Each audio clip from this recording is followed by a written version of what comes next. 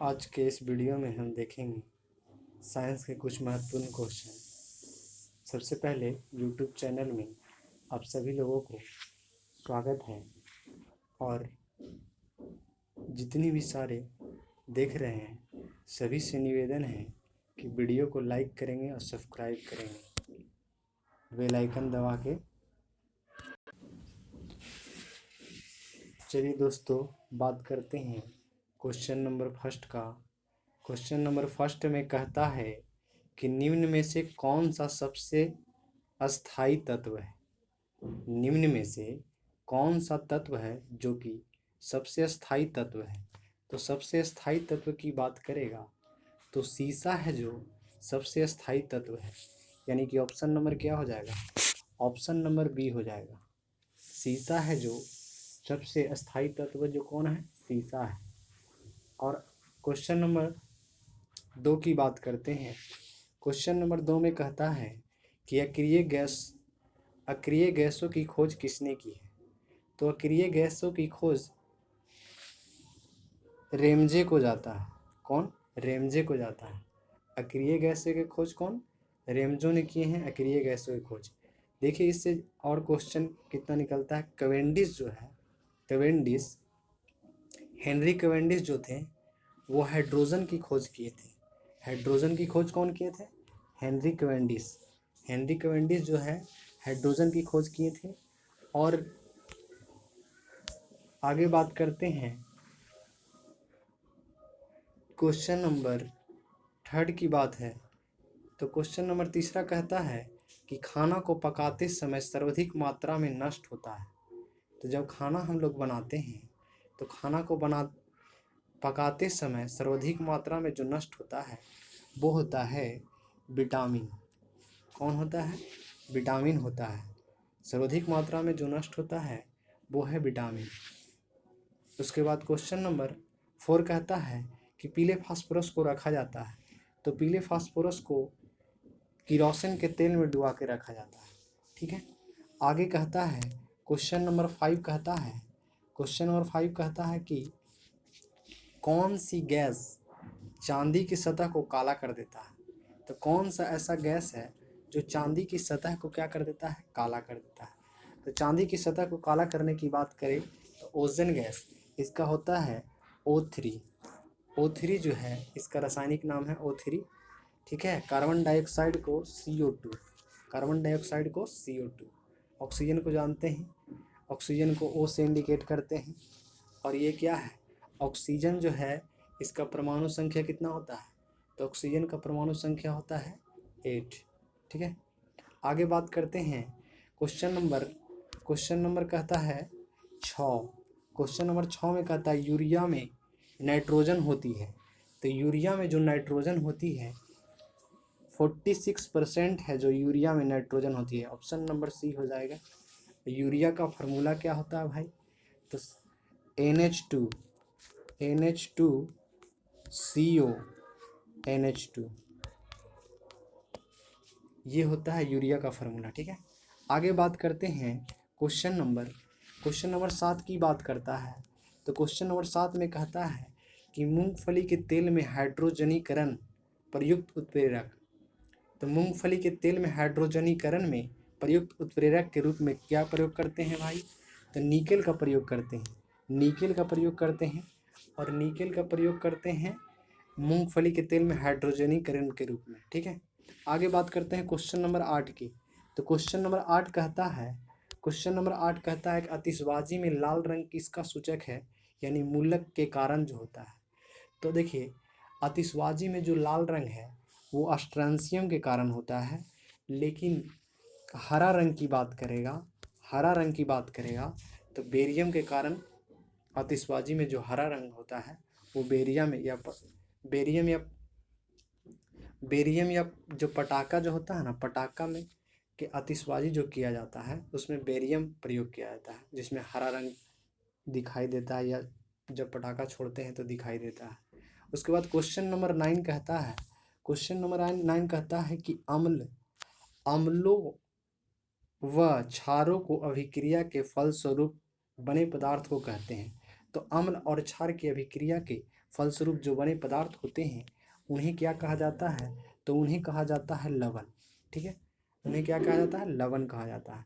Question number 10 की बात करता है। क्वेश्चन नंबर 10 कहता है उदासीनीकरण क्रिया में होती है। तो उदासीनीकरण क्रिया में होती है, तो उदासीनीकरण क्रिया में क्या होती है? तो लवण और जल बनता है। उदासीकरण क्रिया में क्या होता है? लवण और जल बनता है, यानी ऑप्शन नंबर सी हो जाएगा। आगे कहते हैं क्वेश्चन नंबर 11। क्वेश्चन नंबर 11 कहता है, क्वेश्चन नंबर 11 कहता है कि सबसे शुद्धतम जल, तो सबसे शुद्धतम जल जो होता है वो वर्षा का जल होता है, सबसे शुद्धतम जल। और अम्लीय वर्षा में SO2 और क्या? NO2। अम्लीय वर्षा में SO2 और NO2 का प्रयोग किया जाता है अम्लीय वर्षा में। आगे बात करते हैं क्वेश्चन नंबर आगे बात करते हैं क्वेश्चन नंबर 13। क्वेश्चन नंबर 13 कहता है, क्वेश्चन नंबर 13 में कहता है कि मलेरिया परजीवी को नष्ट करने में प्रयुक्त औषधि है। तो मलेरिया की खोज कौन किए थे?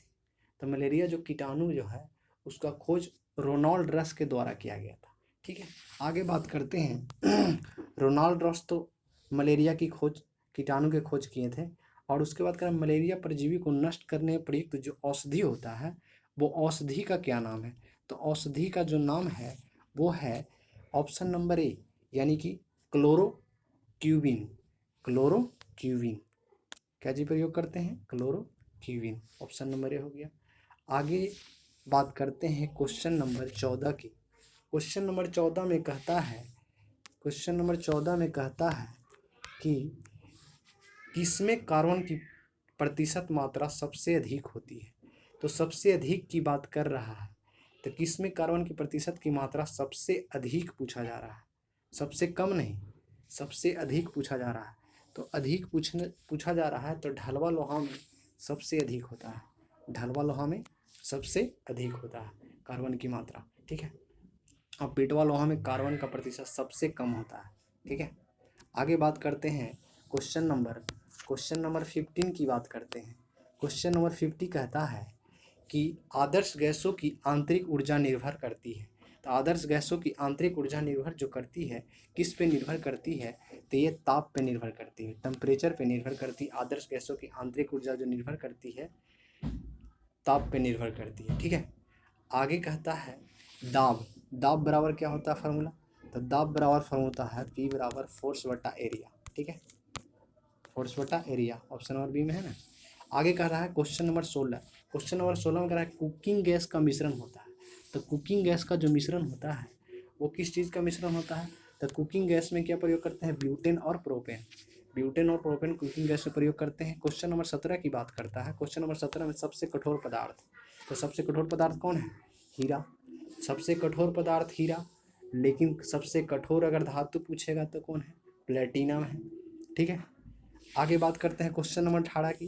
क्वेश्चन नंबर 18 में कहता है कि क्वेश्चन नंबर 18 में कहता है कि ऑक्सीजन जो है, ऑक्सीजन के समस्थानिक की संख्या कितनी होती है?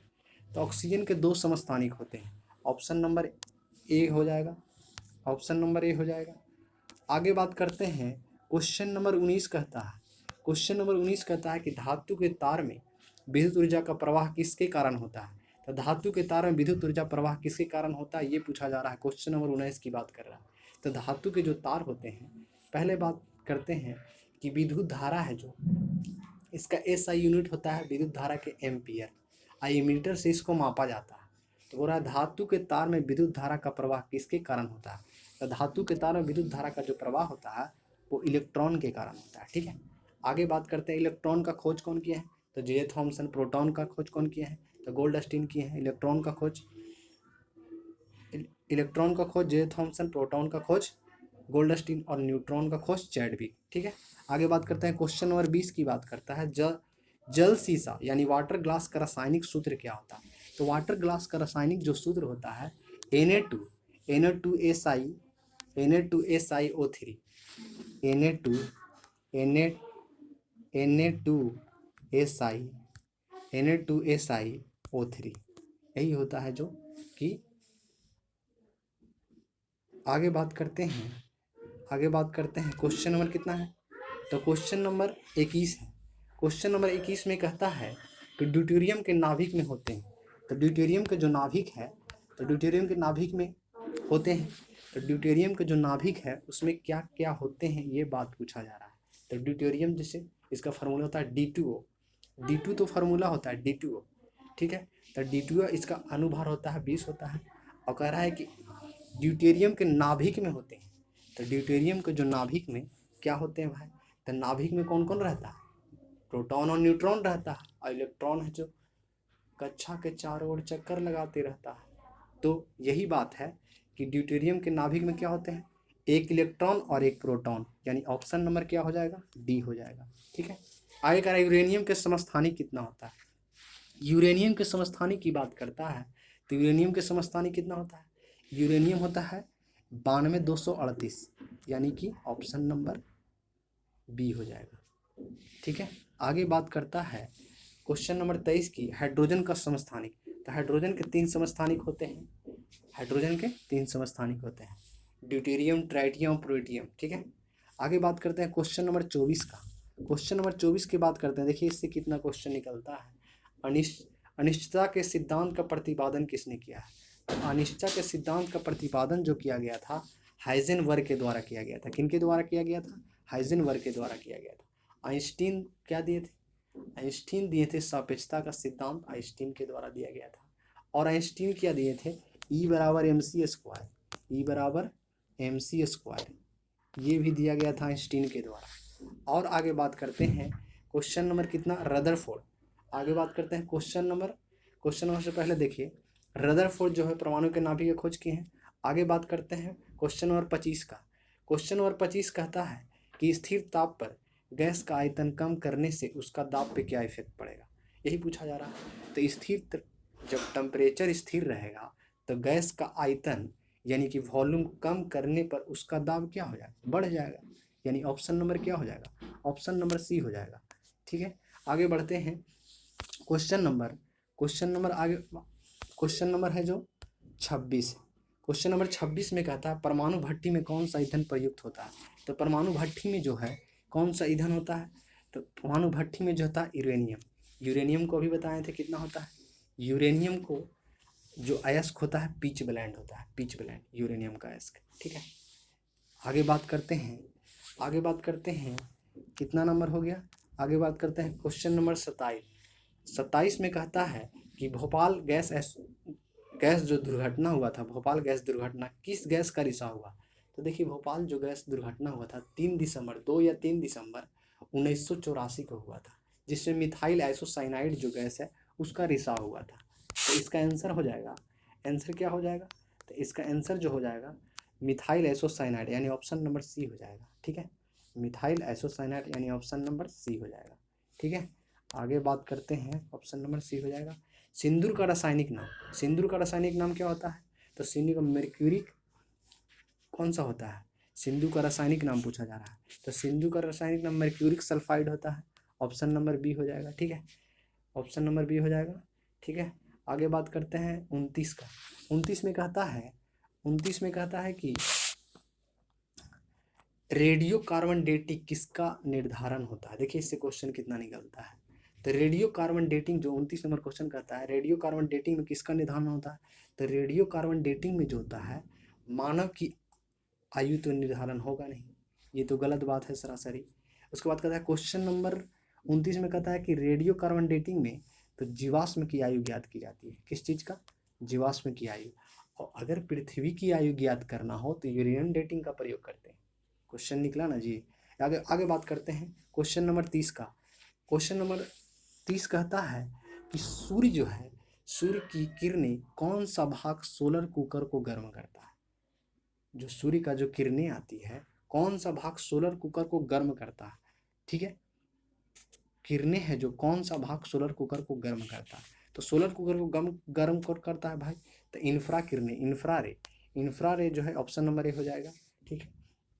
आगे बात करते हैं क्वेश्चन नंबर 31 में कहता है ताप के केल्विन स्केल में जल का क्वथनांक कितना होता है। तो जल का क्वथनांक पूछा है, ठीक है, क्वथनांक कितना होता है 373 क्या होता है, जल का क्वथनांक होता है। आगे बात करते हैं आगे बात करते हैं क्वेश्चन नंबर क्या हो गया। तो क्वेश्चन नंबर जो है क्वेश्चन नंबर 32 की बात करते हैं। तो 32 में कहता है निम्न में से कौन सा सबसे कठोर धातु है। सबसे कठोर धातु की बात कर रहा है। तो सबसे कठोर धातु कौन है। तो सबसे कठोर धातु प्लेटिनम है, अभी बताए थे। कठोर धातु पूछेगा तो प्लेटिनम, लेकिन कठोर अति पदार्थ पूछ देगा तो क्या हो जाएगा, हीरा। ठीक है। उसके बाद देखिए प्लेटिनम हो गया, सोना है जो आघात वर्धनीय है। और उसके बाद कहता है टंगस्टन का परमाणु संख्या कितना होता है, 74 होता है। लोहा का कितना होता है, 26 होता है। सोना का 79 यानी होता है। और प्लेटिनम जो है, प्लेटिनम का कितना होता है, 78 होता है। 78 प्लेटिनम का परमाणु संख्या होता है। ठीक है। आगे क्वेश्चन नंबर बात करते हैं किसका, क्वेश्चन नंबर बात करते हैं 33 का। 33 में कहता है कि निम्न हैलोजन में से सबसे अधिक अभिक्रियाशील। तो निम्न हैलोजन सब ये जो है फैमिली जो है हैलोजन ग्रुप का ही, और इनसे देखिए कितना क्वेश्चन निकलता है। तो सबसे अधिक अभिक्रियाशील किसका है, तो सबसे अधिक अभिक्रियाशील फ्लोरीन का है। और फ्लोरीन का परमाणु संख्या 9 होता है। क्लोरीन का कितना होता है, 17 होता है। ब्रोमीन का कितना होता है, 35 होता है। और आयोडीन का 53 होता है। ये सब परमाणु संख्या है। परमाणु संख्या से ग्रुप डी में क्वेश्चन पूछता है, इसीलिए बता दे रहे हैं। आगे बात करता है क्वेश्चन नंबर 34 कहता है कि बक्साइड का रासायनिक नाम।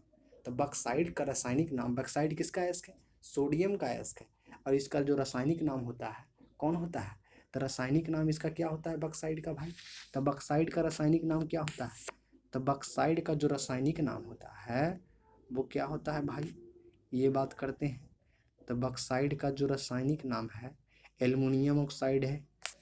एल्युमिनियम ऑक्साइड है। उसके बाद कौन सा है, एल्युमिनियम ऑक्साइड के बाद कौन सा है, तो यहाँ पे हो जाएगा ऑप्शन नंबर डी हो जाएगा, hydrated aluminium oxide. Option number क्या हो जाएगा, डी हो जाएगा। ठीक है, हाइड्रेटेड एल्युमिनियम ऑक्साइड हो जाएगा ऑप्शन नंबर, बक्साइड का रासायनिक नाम। ठीक है। आगे बात करते हैं मोनाजाइट किसका अयस्क है। मोनाजाइट है जो थोरियम का अयस्क है। ठीक है, थोरियम का अयस्क है मोनाजाइट। मोनाजाइट किसका है, थोरियम का अयस्क है मोनाजाइट। ठीक है। आगे बात करते हैं जर्मेनियम। जर्मेनियम जो है और टाइटेनियम, ये सब परमाणु संख्या देखिए, एक बार पीरियोडिक टेबल का अध्ययन कर लीजिएगा, इससे बहुत सारा कवर हो जाएगा। आगे बात करते हैं क्वेश्चन नंबर 36 का। क्वेश्चन नंबर 36 में कहता है कौन सी अधातु कमरे के तापमान पर द्रव अवस्था में पाई जाती है। तो ब्रोमीन है जो अधातु, और धातु की जब बात कहेगा तो पारा, लेकिन अधातु है जो ब्रोमीन है, यानी कि ऑप्शन नंबर ए हो जाएगा। क्वेश्चन नंबर 37 कहता है कि रेडियम प्राप्त किया जाता है। रेडियम किससे प्राप्त किया जाएगा भाई, रेडियम जो है, रेडियम प्राप्त किससे होगा, तो रेडियम जो प्राप्त होगा वो पिच ब्लेंड से होता है रेडियम प्राप्त। अब पिच ब्लेंड किसका अयस्क है भाई, पिच ब्लेंड किसका, यूरेनियम का अयस्क है पिच ब्लेंड। ठीक है। आगे बात करते हैं, ये हो जाएगा ऑप्शन नंबर सी। ठीक है, ऑप्शन नंबर सी हो जाएगा। ठीक है। आगे बात करते हैं क्वेश्चन नंबर कितना हो गया, क्वेश्चन नंबर लास्ट है, सेकंड लास्ट। ठीक है। उसके बाद क्वेश्चन नंबर 38 कहता है कि निम्न में से किसका प्रयोग दर्पण को चमक देने के लिए किया जाता है। तो सिल्वर किसका प्रयोग किया जाता है, सिल्वर जो है सिल्वर नाइट्रेट का प्रयोग करते हैं क्या करने में, सिल्वर नाइट्रेट का प्रयोग करते हैं दर्पण को चमक देने में। ठीक है। आगे बात करते हैं, आगे है जो सबसे लास्ट क्वेश्चन है, क्वेश्चन नंबर 39 कहता है सबसे आघात वर्धनीय धातु, ये बता चुके हैं सोना है जो कि सबसे आघात वर्धनीय धातु है। देखिए दोस्तों, मेरा प्रयास रहता है कि जितना ज़्यादा से ज़्यादा क्वेश्चन को कवर किया जाए। चलिए दोस्तों, आज को क्लास को यहीं तक रखते हैं। धन्यवाद दोस्तों।